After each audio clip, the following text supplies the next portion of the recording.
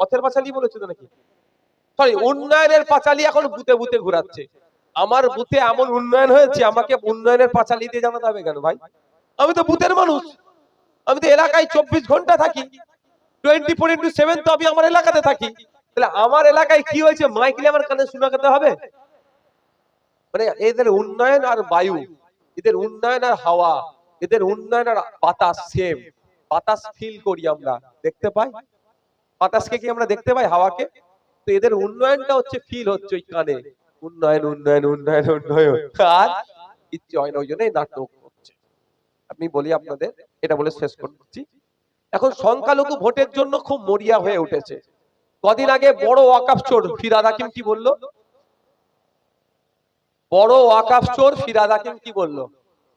যে মুসলমানদেরকে সব থেকে বেশি সুযোগ সুবিধা নাকি তৃণমূল দিয়েছে, তৃণমূলের কাছেই থাকতে হবে। এটা ওর সিট বাঁচাবার জন্য বললো। ও যে ওয়াকফ গুলো চুরি করে নিয়েছে সেগুলো খেতে হজম করতে হবে, তো ওই জন্য মুসলমানকে সামনে দাঁড় করানোর চেষ্টা করে। আমি আপনাদের বলবো, মমতা, আমি প্রশ্ন এখানে একদম টু দা পয়েন্ট, ঘুরিয়ে ফিরিয়ে নয়, মুসলমানরা কেন মমতা ব্যানার্জিকে ভোট দেবে? আমাকে প্রশ্ন করতে হবে না? এমন একটা প্রকল্পের নাম বলুন, এই প্রকল্পটা শুধু মুসলমানদের জন্য মমতা ব্যানার্জি করেছেন, ওই জন্য মুসলমানরা মমতাকে ভোট দেবে। একটা প্রকল্প বলুন। মুসলমানদের নিরাপত্তা মমতা ব্যানার্জি দিচ্ছে? এই প্যাটিস বিক্রেতা শেখ রেজাউল, যাকে তারপর অত্যাচার হলো, ধরলো, বিকালে জামিন হয়ে গেল, যারা করলো অত্যাচার। দুর্গাপুর কাণ্ডে মেরেই ফেলতো, ভাগ্যক্রমে বেঁচে গেছে। তারা কি হলো বলুন আপনারা? জামিন পেয়ে গেল। পুলিশ কাস্টাডিতে 4 জন মুসলমান গত 2 বছর আগে মারা গেল, কোনো বিচার নাই। একটা বলুন যে অত্যাচার বন্ধ করতে পেরেছে? একটা প্রকল্পের নাম বলুন যে প্রকল্পটার জন্য মুসলমানরা মমতা ব্যানার্জিকে ভোট দেবে? আছে কিছু? আপনি বলবেন ইমাম ভাতা, কেউ প্রশ্ন করতে পারে ইমাম ভাতা, পুরোহিত ভাতাও আছে। ইমাম ভাতা যেমন বলছে, পুরোহিত ভাতাও আছে। তাহলে কি আলাদা কি হলো? এক্সট্রা কি হলো? এক্সট্রা একটা ওরা রেখেছে, সেটা কি বলুন তো? বিজেপির ভয় প্রকল্প। প্রকল্পটার নাম বিজেপির ভয় প্রকল্প। এই বিজেপির ভয় দেখিয়ে আপনার শুধু ভোটটা ওরা নিতে চাইছে, আর কিচ্ছু প্রকল্প নাই মুসলমানদের জন্য ওদের। উল্টে আপনার মসজিদ, মাদ্রাসা, ঈদগাহ, কবরস্থানের জায়গা বিজেপি কেড়ে নিতে চাইছে, বিজেপিকে সহযোগিতা করছে। আর এখনো যে কাটতে পারেনি বিজেপি, এটা অভিষেক ব্যানার্জি আপনার এলাকার এমপি বা মমতা ব্যানার্জির জন্য নয়, জেনে রেখে যাবেন, বলে দেবেন, এ এখনো কেড়ে নিতে পারেনি কবরস্থানটা। কবরস্থানটা কেড়ে নিয়ে জুতোর ফ্যাক্টরি করেনি, মদের ফ্যাক্টরি করেনি, বুলডোজার চালায়নি কবরস্থানের উপরে। সেটা নওশাদ সিদ্দিকী ভাঙড়ের বিধায়কের করা মামলার জন্য। এটা তৃণমূলের নেতাদেরকেও বলবে যে তোর দাদু, তোর আব্বা, তোর মায়ের, তোর পরিবারের যে কবরস্থানটা এখনো সুরক্ষিত আছে, এটা নওশাদ সিদ্দিকীদের মতো করা কিছু মানুষের মামলায়। তুই নওশাদ সিদ্দিকী সম্পর্কে বাজে মন্তব্য করছিস কোন মুখ নিয়ে? যে তৃণমূল তৃণমূল করে পাগল হচ্ছে, সেই তৃণমূলই ওর কবরটা যাতে বিজেপি দখল করতে পারে তার জন্য আইনটাকে মেনে নিল। বন্ধুগণ, আপনাদের বলবো 2026 আসছে, আপনাদের একটু সজাগ থাকতে হবে, সতর্ক থাকতে হবে। কোনো প্ররোচনায় পা দেওয়ার প্রয়োজন নাই।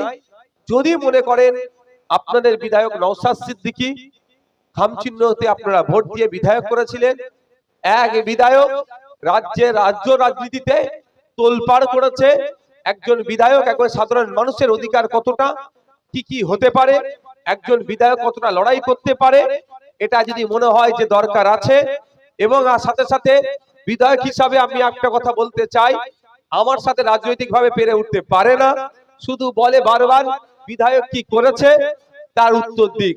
আর আমি কি বলেছি, ধৈর্য হারা হলে হবে না। আমি 5 বছরের জন্য বিধায়ক, আমি ছেড়েও পালিয়ে যাচ্ছি না, দল চেঞ্জও করে নিচ্ছি না। সুতরাং 5 বছর আপনাদেরকে পরিষেবা দিচ্ছি, দেব। 5 বছর শেষ হবার সাথে সাথে বা 5 বছর শেষ হবার পূর্বেই আমি আমার বিধায়ক হিসাবে কি কি করেছি, কোথায় কোথায় কি করেছি, টোটালটাই লিপিবদ্ধ করে প্রিন্ট করে খামে ভরে প্রত্যেকটা বাড়িতে ভাঙড়ে আমি পৌঁছে দেব, তখন দেখে নেবে। আর দ্বিতীয়ত হচ্ছে যেটা, দ্বিতীয়ত হচ্ছে যদি বাড়িতে পৌঁছানো সম্ভব হয়ে না ওঠে, পাড়াতে পাড়াতে বুথ ভিত্তিক বড় বড় ব্যানার করে টাঙিয়ে দেব। আর একটা কথা বলি, একজন বিধায়ক আমি 3,30,00,000 টাকার কাজ করতে পারবো, আপনাদের জানিয়ে দিই। যদি 3,30,00,000 টাকার কাজ করে দেবে কে? সরকার, আমি নয়। আমি প্রস্তাব দেব যে এটা আমি করতে চাইছি, সেই প্রস্তাব আমি 3,30,00,000 টাকা দিয়া রিসিভ কপি আমার কাছে আছে। আমি অত কাঁচা খেলাড়ি নয় ওরা যতটা ভাবছে। আমি কি কি করতে চাই আমি তো করতে পারবো না নিজে হাতে, আমি সরকারকে বলবো, সরকার করবে এজেন্সির মাধ্যমে। আমি সরকারকে জানিয়ে দিয়েছি। সরকার এবার ধরুন 3,30,00,000 টাকার মধ্যে মাত্র 3,30,00,000 টাকার কাজ করতে দিল, করলো 3 কোটি টাকার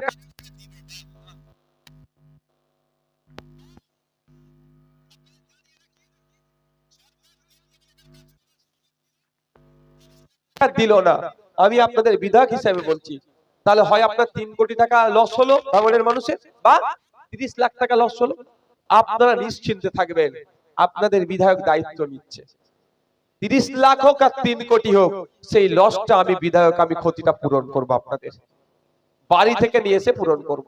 কিন্তু আমার একটা দাবি থাকবে, যেটা তো আমি এক্সট্রা আমি পূরণ করলাম, কিন্তু সরকার যে আপনার হকের 3,30,00,000 টাকার কাজ করতে দিল না, 3 কোটি হোক আর 30 লাখই হোক, এর জবাব আপনাকে সরকারকে দেবেন তো? আপনারা দেবেন তো নাকি?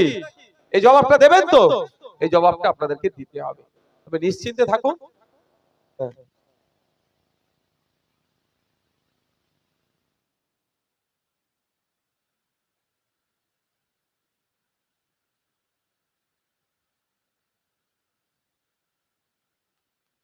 শোনেন, একটা কথা বলি, একজন সাধারণ ভোটার হিসাবে, আপনি সাধারণ ভোটার হিসাবে একটা ভালো কোশ্চেন করেছে, আমরা ভাঙড়ের মানুষ ভোট দেব, তাহলে গণনা কেন্দ্রে হেরে আসছে কেন? আপনি যদি বলেন হেরে আসছে কবে? 2024-এ। 2021-এ কিন্তু হেরে আসেননি। কিতে এসেছেন? আপনি ভোট দিয়েছেন, আপনার ভোটটা সুরক্ষিত ছিল, রাখার দায়িত্ব আমার।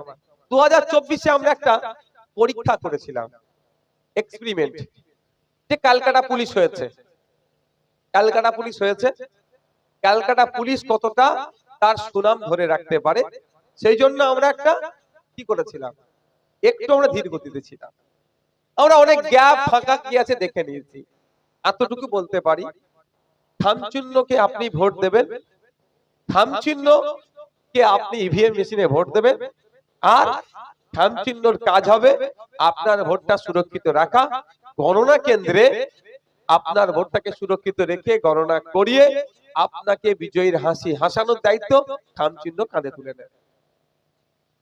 অর্থাৎ আপনি খেতে ভালো করে ফলিয়ে দিন, খামারে দেখার জন্য দায়িত্বে ইমরান ভাইরা যারা নেতৃত্বরা আছে এরা বুঝে নেবে। আপনি শুধু আপনি বুথে আপনার ভোটটা নির্বিঘ্নে করিয়ে দিন, এটা পারবেন তো আপনারা? বাকিটা খামার কি করতে হয় দেখে নেব। 2021-এর আর আইএসএফ নাই। 2021-এ খামার থেকে আমাদের 5 থেকে 7টা কেড়ে নেওয়া হয়েছিল।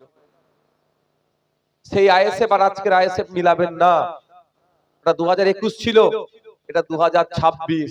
5 বছরে আইএসএফ অনেক ঘাত প্রতিঘাতে রাস্তা ঘাট সব বুঝে নিয়েছে, তাকে কোন ভাষাতে জবাব দিতে হবে গণতান্ত্রিক প্রক্রিয়াতে আইএসএফ ভালো করে বুঝে নিয়েছে। আপনারা নিশ্চিন্তে থাকুন। ধন্যবাদ সকলে। এখন কি রক্তদান চলবে? এদিকে রক্তদান চলছে, আর কিছুক্ষণ পরে শেষ হয়ে যাবে। না ভাই আমার, রক্তদান চলছে, কিছুক্ষণ পরে শেষ হবে, আর অল্প সময়ের পর শেষ হবে। যাদের ইচ্ছা আছে রক্তদান করার, আপনারা এসে রক্তদান করুন। আমি আবারও আপনাদেরকে রিমাইন্ড করব, 120 দিন ছাড়া ছাড়া আপনারা রক্ত দেবেন। তৃণমূল ব্যানারে হলো, আইএসএফ এর ব্যানারে হলো, সিপিএম এর ব্যানারে হলো, কার ব্যানারে হলো, দুর্গা উৎসব কমিটির ব্যানারে হলো, নবী দিবস কমিটির ব্যানারে হলো, কারো দেখার দরকার নেই। 120 দিন হবে, গিয়ে আপনারা রক্ত দিতে থাকবেন। এই বলে আমি আমার বক্তব্য শেষ করলাম। ধন্যবাদ সকলকে। ভালো থাকবেন, সুস্থ থাকবেন, রাজনৈতিক হানাহানি মারামারিতে জড়িয়ে পড়বেন না, আর পুলিশকে তার যথাযথ সম্মান আপনারা দেবেন।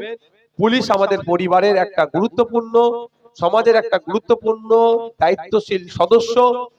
পুলিশের কেউ যদি ভুল করে টোটাল পুলিশ কিন্তু তার জন্য দায়ী নয়।